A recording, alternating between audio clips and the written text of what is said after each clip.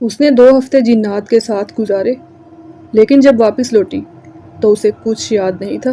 Friends, اگر آپ لوگوں نے یہ ویڈیو سٹارٹ کر لی ہے تو پلیز میرے آپ لوگوں سے ریکویسٹ ہے کہ اس کو اینڈ تک ضرور دیکھیے گا، اور میرے چینل کو بھی ضرور سبسکرائب کر لیجئے، کیونکہ آپ لوگوں کی تھوڑی سی سپورٹ میرے لیے بہت ہیلپ فل ہو سکتی ہے۔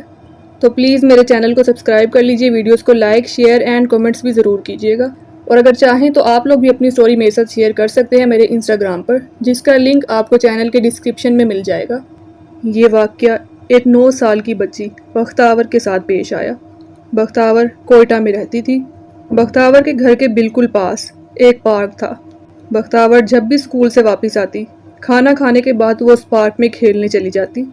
اس پارک میں اور بھی بہت سارے بچے کھیلنے کے لیے آتے تھے، لیکن یہ سب بچے شام ہونے سے پہلے گھر واپس آ جاتے تھے، اور بختاور بھی ایسا ہی کرتی تھی۔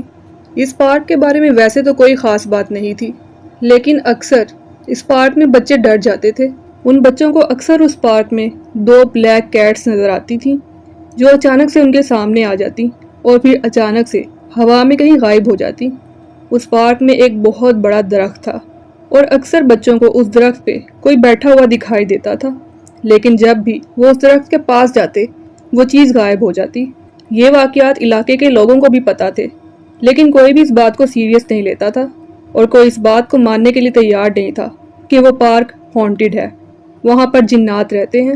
ایک دن بختاور معمول کے مطابق اسکول سے واپس آئی اور اس پارک میں کھیلنے کے لیے چلی گئی۔ جیسے ہی شام ہوئی تو سب بچے اپنے گھر واپس جانا شروع ہو گئے، اور بختاور بھی اپنے گھر کے لیے نکل پڑی۔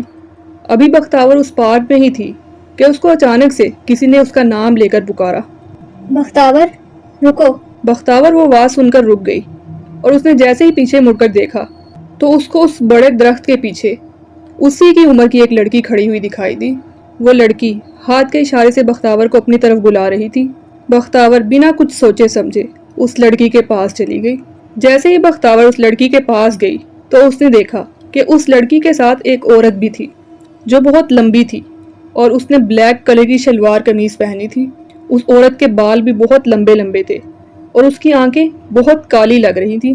وہ بچی جس نے بختاور کو اپنے پاس بلایا تھا اس کو کہنے لگی، بختاور، کیا تم مجھ سے دوستی کرو گی؟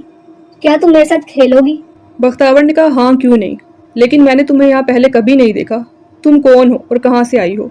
اس بچی نے کوئی جواب نہیں دیا، اور پھر اس عورت نے بختاور کے سر پہ اپنا ہاتھ رکھا اور بختاور بے ہوش ہو گئی۔ تھوڑی دیر میں رات ہو گئی۔ جب بختاور اپنے گھر نہیں پہنچی تو اس کے گھر والوں نے اس کو ڈھونڈنا شروع کر دیا، پورے علاقے میں ہر جگہ، لیکن وہ کہیں بھی نہیں ملی۔ اس کے گھر والوں نے پولیس میں رپورٹ درج کروا دی۔ وہ لوگ کئی دنوں تک بختاور کو ڈھونڈتے رہے، لیکن اس کا کچھ پتہ نہیں چلا۔ انہیں لگا شاید کسی نے بختاور کو کڈنیپ کر لیا ہے۔ اب بختاور کو لاپتہ ہوئے 2 ہفتے گزر چکے تھے۔ اس کے گھر والوں نے ساری امیدیں چھوڑ دی تھی۔ انہیں لگا کہ شاید اب وہ کبھی بھی اپنی بیٹی کو نہیں دیکھ پائیں گے۔ ایک دن دوپہر کے وقت بختاور کی امی اسے یاد کر کے بہت زیادہ رو رہی تھی، اور پتہ نہیں کیسے اچانک سے ان کی آنکھ لگ گئی۔ انہوں نے خواب میں دیکھا کہ ایک بہت لمبا چوڑا آدمی ان کے گھر میں داخل ہوتا ہے۔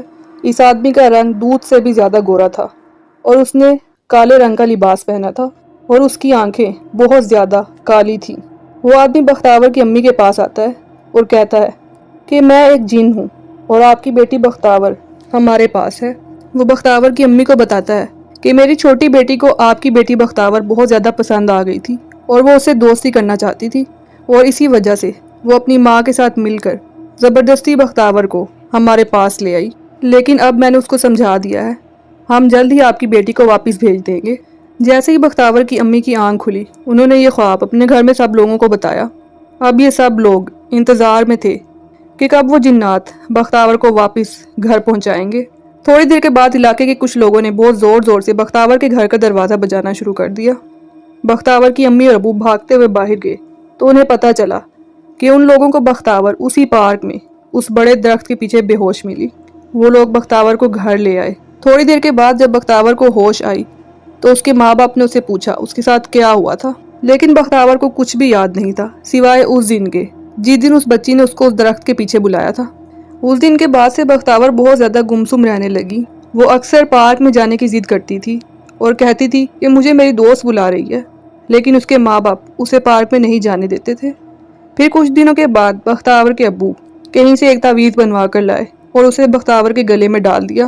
اس کے بعد بختیور کی طبیعت کچھ ٹھیک ہونے لگی اور پھر آہستہ آہستہ اس نے پارک جانے کی بھی ضد بند کر دی۔